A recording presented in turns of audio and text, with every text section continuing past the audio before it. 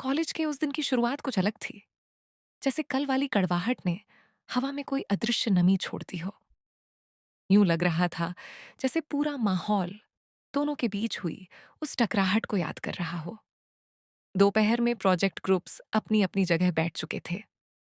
हया खिड़की के पास वाली मेज पर बैठी थी। उसकी उंगलियां मां किताब के किनारे पर धीरे धीरे चल रही थीं। वो बस सोच रही थी कि झारून के साथ कैसे डील किया जाए। उसे उसकी बातों का घमंड भी याद था और शाम वाली उसकी मुलायम माफी भी। उसी पल कुर्सी खिसकने की आवाज आई। झारून आकर उसके सामने बैठ गया। खामोशी, बेहद गहरी खामोशी। हया ने सिर उठाया। झारू ने भी, और कुछ पलों तक दोनों के बीच सिर्फ निगाहों की ठंडी गर्मी चली। हमें प्रोजेक्ट शुरू करना चाहिए, हया ने सीधा सादा कहा। झारून ने सिर हिलाया। हाँ, मैं भी यही कहने आया था। लेकिन उसकी आवाज में कल वाला घमंड नहीं था, बस एक अजीब सा बेचैनपन जो शायद खुद उसे भी समझ नहीं आ रहा था। दोनों ने अपने लैपटॉप खोले, नोट्स फैलाए और काम शुरू हो गया। लेकिन एक बात साफ थी, दोनों ने कोशिश की कि आंखें ना मिले। कुछ देर बाद झारून ने किताबों के बीच से सिर उठाया। तुम्हें पता है, मुझे गुस्सा जल्दी आ जाता है। लोग गलत समझ लेते हैं, लेकिन मैं वैसा नहीं हूं जैसा दिखता हूं। हया चौंक गई। वह आम तौर पर इतनी जल्दी दिल की बातें किसी से नहीं बोलता था। मैंने कभी तुम्हें बुरा नहीं कहा, हया ने थोड़ा नरम होकर कहा। बस तुम जल्दी भड़क जाते हो। झारून हंस पड़ा, हंसी थोड़ी थकी हुई और सच्ची। हाँ, ये बात सच है। हया भी मुस्कुरा दी। एक पल के लिए दोनों के बीच यह छोटा सा तालमेल पहली बार इंसानियत की शक्ल में दिखा। झारून ने एक पन्ना किताबों के बीच से निकालकर उसे दिया। इस पॉइंट पर तुम्हारी राय चाहिए थी। हया ने वह पन्ना लेने के लिए हाथ बढ़ाया और अनजाने में दोनों के हाथ एक दूसरे से टकरा गए। एक पल, सिर्फ एक पल, लेकिन जैसे वक़्त की रफ्तार थम गई हो। हया ने तुरंत हाथ खींच लिया। गाल हल्के से गर्म हो गए। झारून की पलकें कुछ पल ठहरी, जैसे वह उस अचानक हुए स्पर्श को समझने की कोशिश कर रहा हो। दोनों ने कुछ नहीं कहा, लेकिन खामोशी में एक अजीब सा शोर भर गया था। उसी वक़्त बस झारून का दोस्त हाशिर आया। कुछ नहीं। ओए, तुम दोनों इतने सीरियस क्यों बैठे हो? प्रोजेक्ट कर रहे हो या स्टेयरिंग कॉम्पिटिशन? हया का चेहरा तुरंत लाल हो गया। झारून ने संभालते हुए कहा, जस्ट प्रोजेक्ट। हाशिर ने आंखें घुमाई। हाँ हाँ, प्रोजेक्ट, मुझे सब समझ आ रहा है। वह चला गया, लेकिन उसके एक छोटे से मजाक ने दोनों के अंदर कहीं गहराई में एक हल्की सी चिंगारी जगा दी थी। शाम को अचानक बारिश होने लगी। ग्रे बादल, बारिश की महक, सब कुछ ऐसा था जैसे किसी फिल्म का सॉफ्ट रोमांटिक सीन।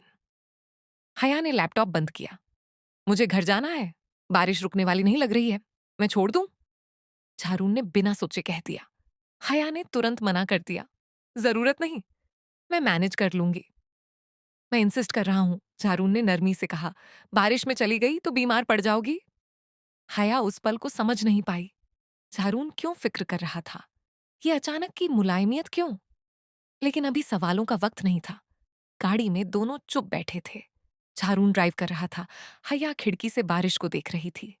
शीशे पर गिरती बूंदें और अंदर का सन्नाटा, सब कुछ बेहद सुकून भरा। झारून ने धीरे से पूछा, तुम हमेशा इतनी मजबूत रहती हो, या ये सिर्फ दुनिया के लिए दिखावा है? हया चौंक गई। किसी ने उसे इस तरह गहराई से कभी पढ़ा नहीं था। उसने जवाब देने में कुछ पल लिए। मैं टूटती हूं, पर खुद तक ही। लोगों को बताकर क्या फायदा? झारून की नजरें कुछ पल उसके चेहरे पर टिकी रहीं। वह उसे शायद पहली बार एक लड़की से बढ़कर एक एहसास की तरह देख रहा था।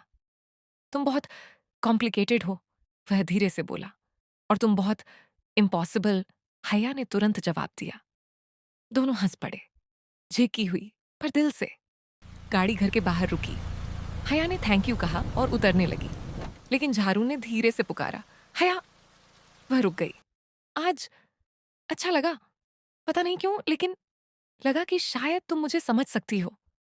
हया ने हैरानी से उसे देखा।